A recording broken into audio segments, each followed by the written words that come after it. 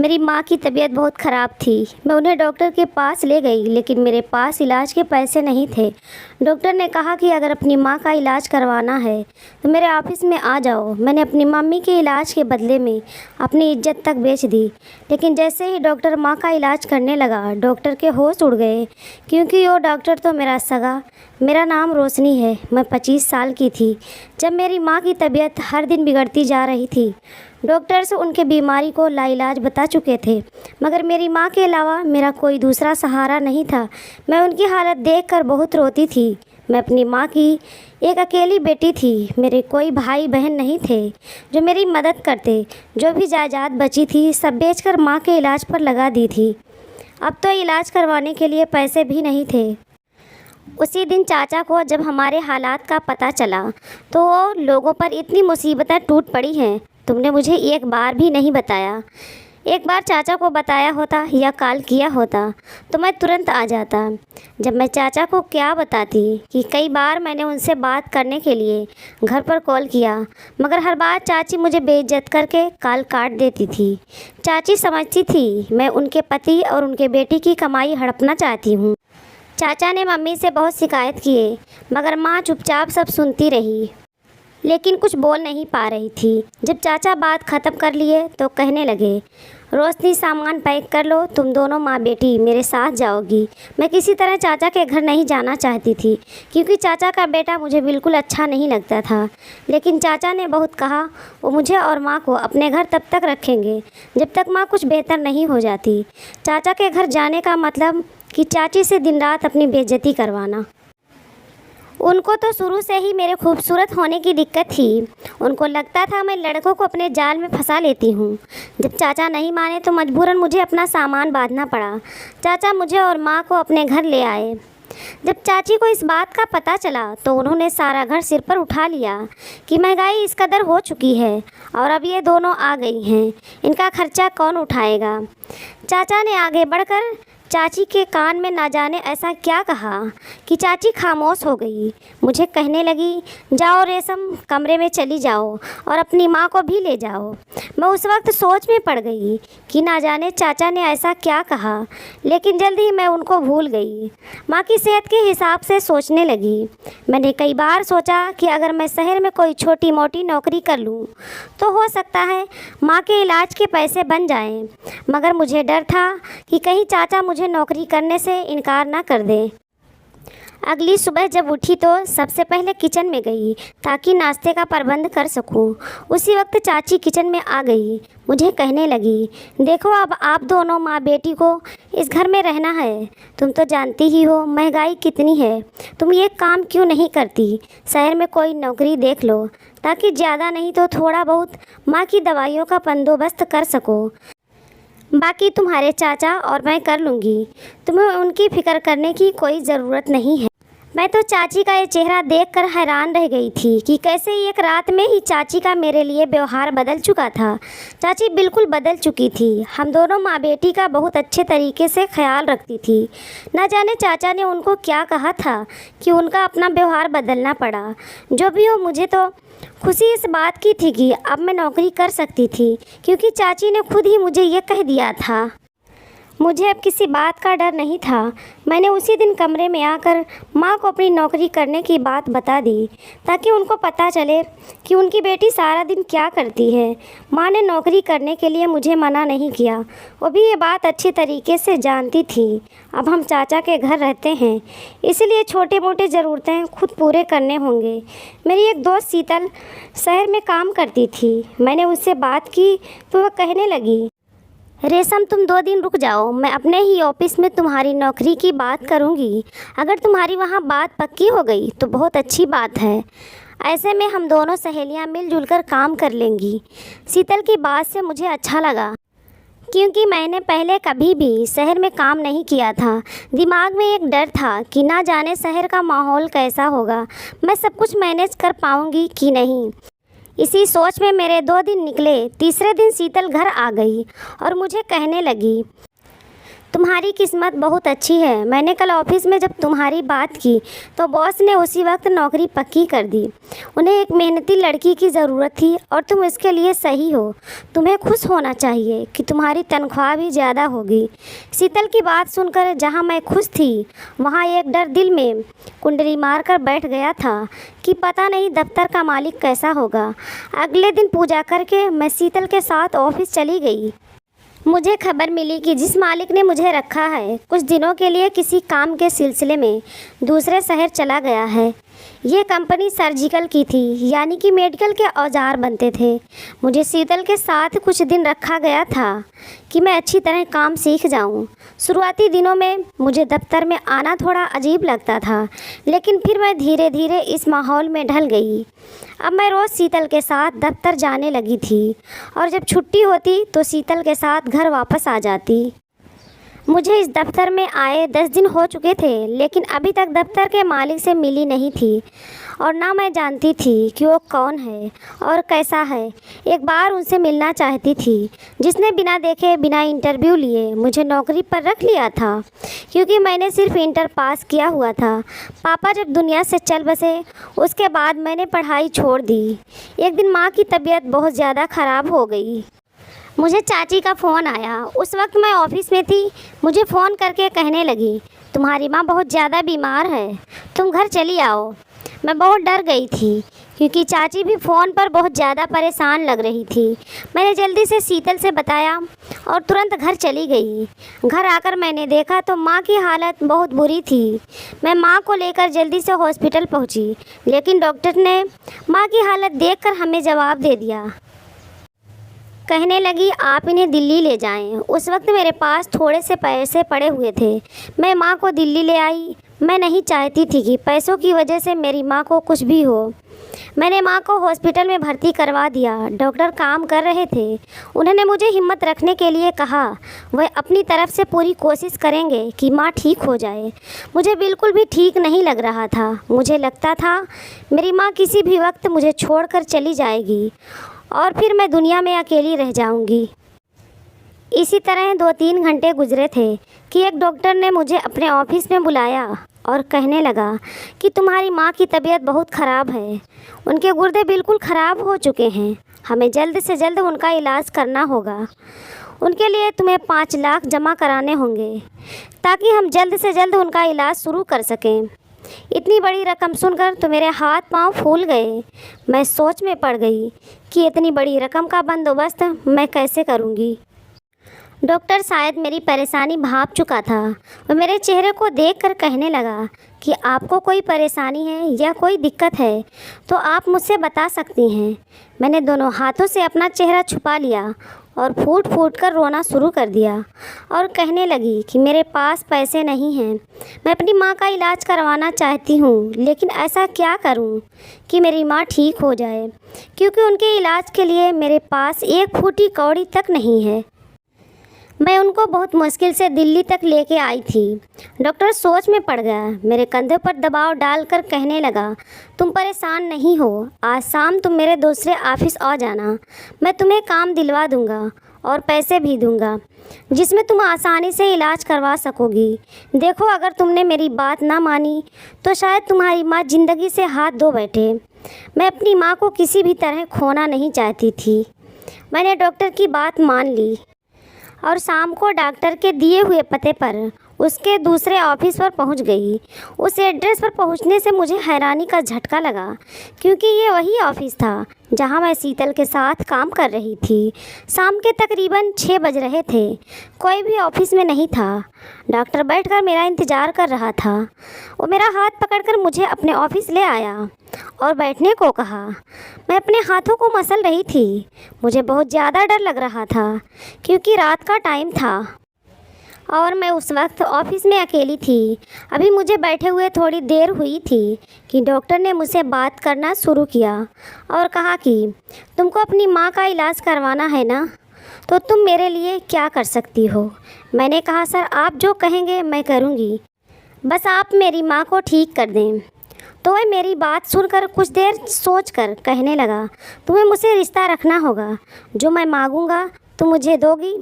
अगर तुम मेरी बात मानती हो तो तुम्हारी माँ का सारा खर्चा मैं खुद उठाऊँगा। और अगर तुम मुझे मना करोगी तो फिर कल अपनी माँ को लेकर किसी और हॉस्पिटल में चली जाना। डॉक्टर की बात मानने के अलावा कोई दूसरा रास्ता नहीं था। मैं समझ चुकी थी कि उसका इशारा मेरे जिस्म की तरफ है। मैंने डॉक्टर से कहा, आप मुझे काम दे दें, आप हर महीने मेरी तनख्वाह रख लीजिएगा। तुम बहुत मासूम हो, इतनी रकम कौन देता है? तुम मेरा काम करो, मैं तुम्हारा काम कर दूंगा। मजबूरन मुझे अपनी माँ की खातिर उनके इलाज के लिए अपनी इज्जत बेचनी पड़ी। अब मेरा सांस घुट रहा था क्योंकि मैंने अपनी इज्जत गंवा दी थी। मुझे अपने खुद पर घिन आ रही थी। दुनिया के सारे डॉक्टर से नफ़रत होने लगी थी कि ये कैसे हैं, शैतान लोग हैं जो किसी की जान बचाने के लिए इज्जत के साथ खेलते हैं। मुझे खुद पर बहुत गुस्सा आ रहा था। मैं कितनी गलत जगह पर काम कर रही थी। अगर मुझे ज़रा भी अंदाज़ा होता कि शीतल ने मुझे जिस जगह पर नौकरी दिलवाई थी वो डॉक्टर इतना घटिया है तो मैं कभी भी वहाँ नौकरी नहीं करती।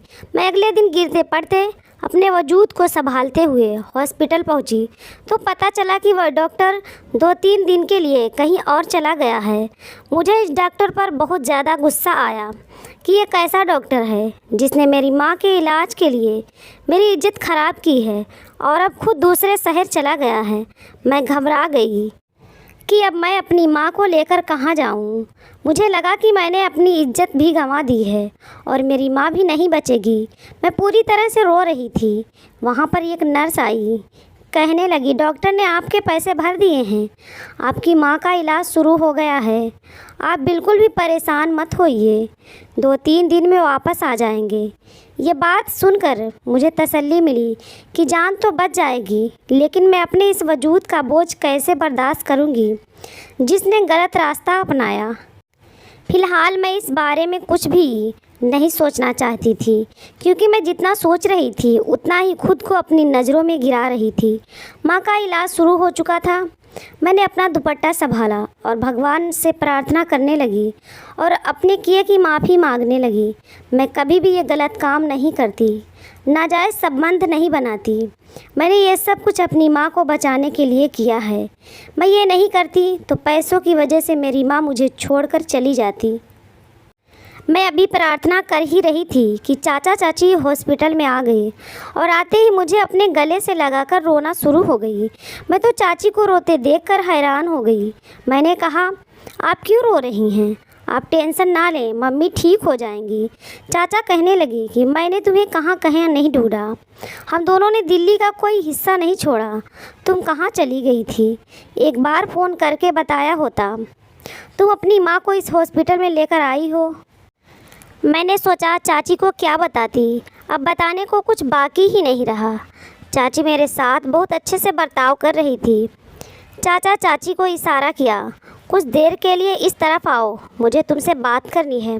तो चाची उनकी बात सुनने के लिए चली गई और मैं वहीं बैठी रही। मुझे वहाँ बैठे 10-15 मिनट हुए थे कि मैं माँ को देखने के लिए उनके कमरे की तरफ चली आई। मुझे चाचा के बोलने की आवाज़ें आ रही थी। चाचा चाची को समझा रहे थे कि तुम्हें अच्छा बर्ताव रखना है, देखो इसी में हमारा फ़ायदा है। चाचा की बात मेरी समझ में बिल्कुल भी नहीं आ रही थी। जब चाचा ने अगली बात की तो मेरे होश उड़ गए। चाचा ये सिर्फ अपनी लालच के लिए कर रहे थे। मुझे उस वक्त पता लगा कि मेरे पापा ने माँ के नाम पर 2 करोड़ रुपए के इंश्योरेंस करवाए हुए थे। ये बात सिर्फ चाचा और मेरी माँ जानते थे। मैं हैरान थी कि माँ ने कभी भी मुझसे ये बात नहीं बताई। शायद ये बात भूल चुकी थी कि उनके नाम पर पापा ने किसी तरह का इंश्योरेंस करवाया था। चाचा वो इंश्योरेंस के पैसे लेना चाहते थे क्योंकि उनको लगता था मेरी माँ ज़िंदा नहीं रह सकेगी और माँ के मरते ही जब मैं अपने होश में नहीं रहूँगी तो वकील को बुलाकर इंश्योरेंस के कागजात दस्तखत करवा लेंगे, क्योंकि माँ के मरने के बाद ये बीमार होने पर वो इंश्योरेंस ख़त्म हो जाएगी और पैसे चाचा को मिल जाएंगे। चाचा की लालची तबीयत देख के मेरे होश उड़ गए। अगर मुझे पहले पता होता कि मेरे पापा ने इंश्योरेंस करवाई है तो कभी भी मुझे ये गलत कदम ना उठाना पड़ता। कुछ भी नहीं बचा था और इस जज्बाती में मैं बहुत बड़ा कदम उठा चुकी थी। अगर मैंने तब रुककर कुछ सोचा होता तो शायद मेरे लिए कोई रास्ता बन जाता, लेकिन अब पछताने के सिवा मेरे पास और कोई चारा नहीं था। माँ पहले से बेहतर थी। डॉक्टर ने उनको 15 दिन के लिए हॉस्पिटल में रखा था। मैं चाचा चाची के मंसूबे से पूरी तरह से वाकिफ़ हो चुकी थी, इसीलिए मैंने उनको माँ से दूर ही रखा था कि कहीं से किसी कागजात पर अंगूठा ना लगवा लें। उसी दिन दोपहर के वक्त में मुझे नर्स ने बताया कि डॉक्टर वापस आ गए हैं और वो माँ के कमरे में गए हैं ताकि उनको देख सकें कि माँ ठीक है या नहीं। मैं भी माँ के कमरे में जा रही थी। मैं डॉक्टर से नज़रें नहीं मिला पा रही थी, मगर जैसे ही डॉक्टर की नज़र माँ पर पड़ी तो डॉक्टर के मुंह से एक चीख निकल पड़ी। माँ भी उनको देखे जा रही थी। मैं तो डॉक्टर को इस तरह देखकर परेशान हो गई थी। आगे बढ़कर मैंने देखना चाहा कि क्या हुआ है, लेकिन इससे पहले कि मैं कुछ पूछती, माँ ने हाथ बढ़ाकर डॉक्टर का हाथ पकड़कर अपने मुंह से लगा लिया। डॉक्टर घबराए हुए थे। मुझे समझ नहीं आ रहा था ये क्या हो रहा है। इससे पहले कि मैं उनसे कुछ पूछती, माँ ने डॉक्टर से कहा कि तुम कहाँ चले गए थे? तुम नहीं जानते मैंने तुम्हें कितना ढूंढा। तुम्हें ढूंढते ढूंढते मुझे बीमारी ने पकड़ लिया। मेरे भांजे, तुम कहाँ चले गए थे? तुम जानते हो कि मैंने तुम्हें हमेशा अपने बेटी की तरह पाला है। जब से मेरी बहन दुनिया छोड़कर चली गई, मैंने तुम्हें हमेशा अपने बेटी की तरह चाहा, लेकिन तुम शहर पढ़ने के लिए गए और पीछे मुड़कर भी नहीं देखा कि जिस माँ ने तुम्हें पाला है वह जिंदा भी है या मर गई है। डॉक्टर अभी तक साफ खड़े थे, माँ को देखे जा रहे थे। डॉक्टर तो मेरी माँ का सगा भांजा निकला। अब तो मेरे लिए मर मिटने का मकान था। इससे पहले कि मैं कमरे से वापस जाती, माँ ने मुझे आवाज़ दी कि इससे मिलो, रेशम मेरी बेटी है और तुम्हारी पत्नी। जब माँ ने पत्नी कहा तो मेरी रूह कांप गई। मैं पत्नी लफ्ज़ों को समझने की कोशिश कर रही थी। तभी डॉक्टर बोल पड़े, कहने लगे, जी मैं मिल चुका हूँ अपनी पत्नी से। मौसी, मैंने भी आपको बहुत ढूंढने की कोशिश की थी, लेकिन आप लोग शायद अपना ठिकाना बदल चुके थे। मैं माँ से अपने शादी के बारे में पूछना चाहती थी, क्योंकि मेरा निकाह नहीं हुआ था। फिर डॉक्टर की बीवी कैसे बन गई? शायद मेरी बेचैनी डॉक्टर और माँ भाप लिए थे। माँ कहने लगी, जब तुम 14 साल की थी तभी मैंने तुम्हारी शादी रोहन से कर दी थी, ताकि कल को कोई भी दिक्कत ना हो। डॉक्टर रोहन ने कुछ भी बोलने से पहले मना किया। कहने लगे, मौसी आप आराम करें, हम इस पर तब बात करेंगे जब आप बिल्कुल ठीक हो जाएंगी। रोहन मुझे अपने दफ्तर में ले आए, बैठने को कहा। मैं किसी रोबोट की तरह उनकी सारी बातें सुन रही थी। मुझे कहने लगे, मैं तुमसे माफ़ी मांगता हूँ। जानता हूँ मैंने तुम्हारे साथ गलत किया है, लेकिन मैं क्या करता? मेरे पास कोई दूसरा रास्ता नहीं था। जिस दिन तुम मेरे दफ्तर में काम करने के लिए आई थी, मैं उसी दिन से जान गया था कि तुम मेरी मौसी की बेटी और मेरी पत्नी हो।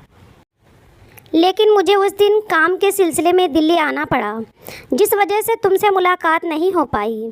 उसके बाद तुम हॉस्पिटल आ गई। मैं जानता था कि तुम मेरी पत्नी हो और मैं तुम्हारे साथ नाजायज़ रिश्ता बना रहा हूँ, लेकिन अभी मैं तुम्हें कुछ भी नहीं बताना चाहता था, क्योंकि तुम्हारे चाचा का बेटा और चाचा तुम्हारी शादी करना चाहते थे ताकि तुम्हारे इंश्योरेंस के पैसे हड़प सकें। मैंने तुम्हें सब कुछ इसलिए नहीं बताया था कि तुम पछतावे में रहो, तुम्हें कुछ भी सोचने का मौका ना मिले और मैं उन लोगों का बंदोबस्त कर लूं जिन्होंने लालच के लिए सगे रिश्तों का लिहाज नहीं रखा। मैं अभी भी सदमे में थी, क्योंकि मुझे बिल्कुल यकीन नहीं था कि भगवान इस तरह से मेरे लिए किस्मत लिखी है और मेरा पति वही होगा जिससे अनजाने में मैं रिश्ता बना रही हूँ। अम्मी तो रोहन को देखकर बहुत खुश थी। मुझे याद नहीं था कि मैंने ऐसी कौन सी अच्छाई की है कि भगवान ने मुझे बचा लिया। माँ भी ठीक हो गई थी। रोहन ने वकील के ज़रिए इंश्योरेंस ख़त्म करवा दिए। वो सारे पैसे मेरे नाम करवा दिए ताकि मैं अपनी माँ का बेहतर तरह से इलाज करवा सकूं। उन्होंने मुझे दफ्तर जाने से मना कर दिया था। माँ हमारे साथ रहती थी, क्योंकि मेरे और रोहन के अलावा उनका कोई था ही नहीं।